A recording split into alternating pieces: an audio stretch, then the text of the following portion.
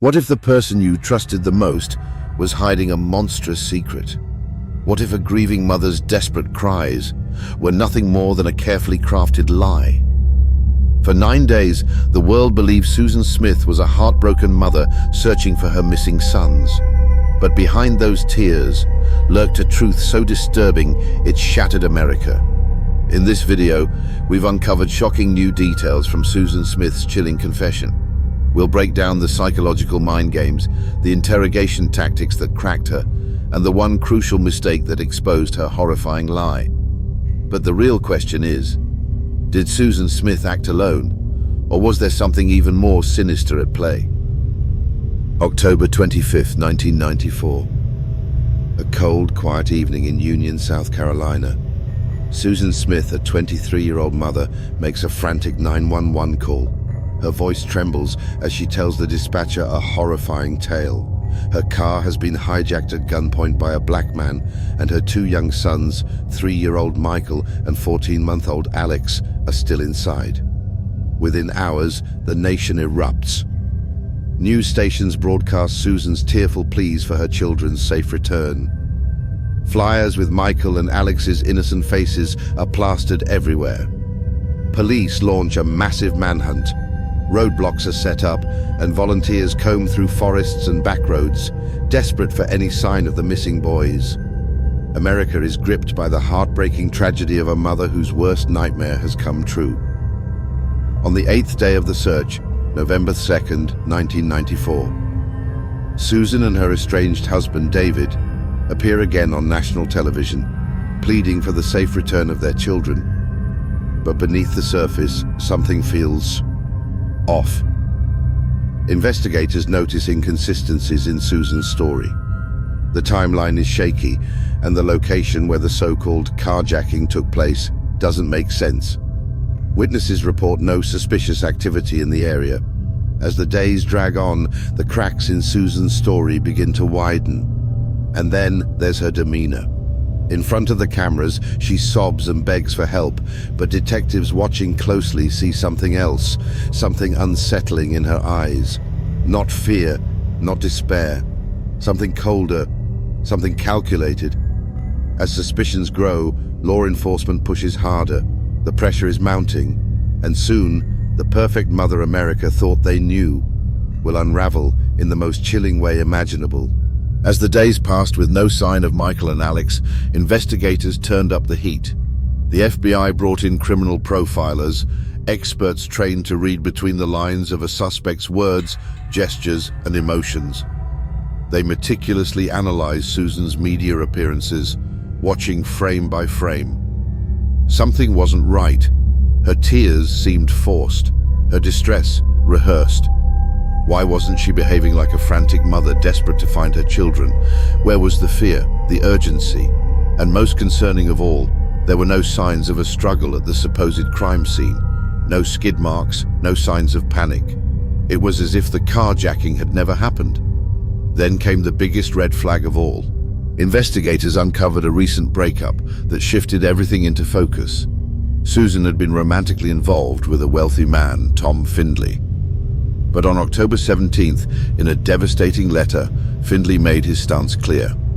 Susan, I could really fall for you, but like I told you, some things are not suited for me. And yes, I'm talking about your children. I do not want children. The timing was chilling. Just days after receiving this letter, Susan's 2 young children vanished. Meanwhile, behind the scenes, another critical moment was unfolding.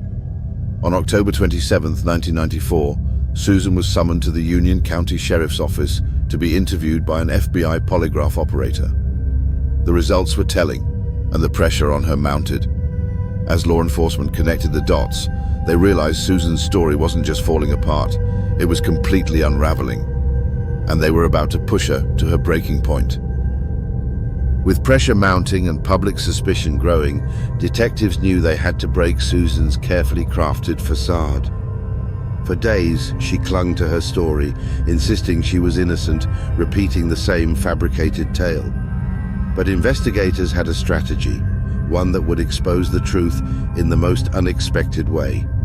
In a small room in a gymnasium, away from reporters, the Union County Sheriff, Mr. Wells, told Susan that he knew her claim that the children had been taken at an intersection outside the small town of Union was a lie.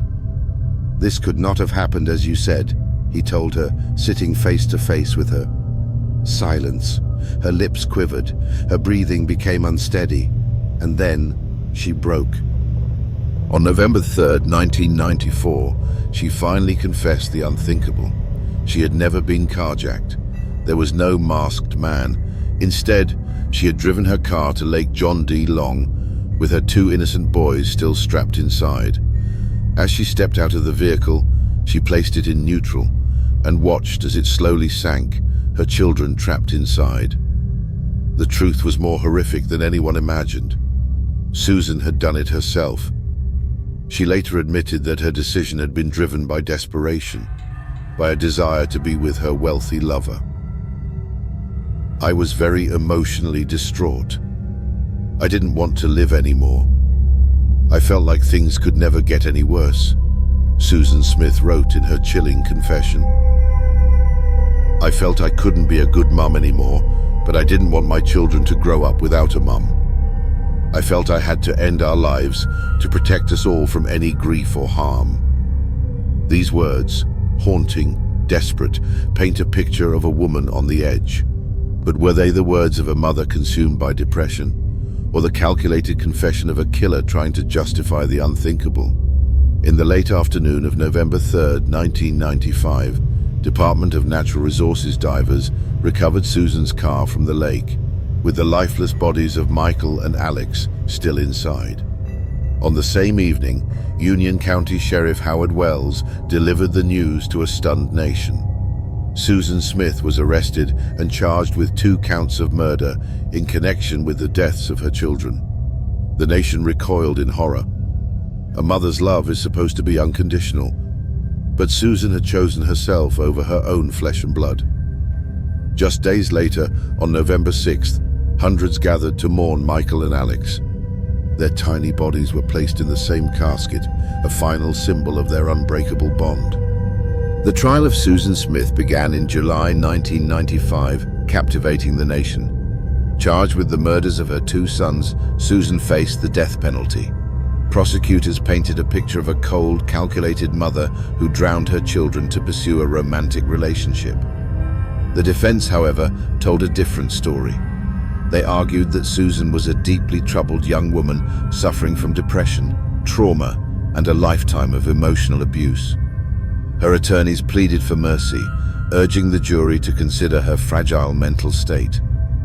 Through tearful testimony, Susan admitted to rolling her car into John D. Long Lake with her children strapped inside.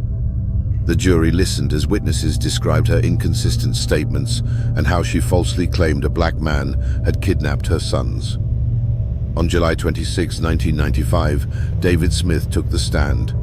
His testimony was heart-wrenching. "I would like for Susan to sit in prison for the rest of her life and have to think about the selfish act that she did, but under South Carolina law, that's not an option. She would only go to prison for 20 or 30 years, and that's not enough. I feel she doesn't deserve another chance in society. She gave up that right," he said. After just 2.5 hours of deliberation, the jury rejected the death penalty. Instead, Susan Smith was sentenced to life in prison with the possibility of parole after 30 years. Justice was served, but for many, it was not enough. What do you think? Should Susan Smith have received the death penalty? Upon serving 30 years in prison, Susan Smith became eligible for parole on November 4th, 2024. Her hearing was scheduled for November 20th, 2024.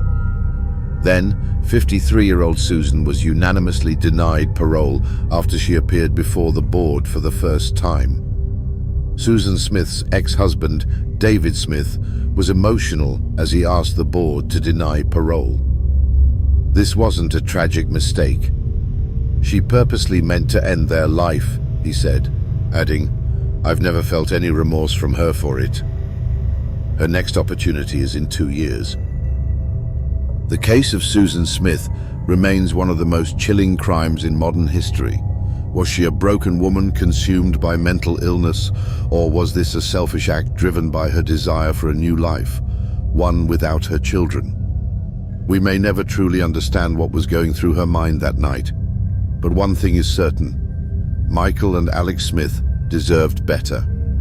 And if you love true crime deep dives, don't forget to like this video, subscribe, and hit the notification bell so you never miss a case. We have another shocking case coming up, and trust me, you wouldn't want to miss it.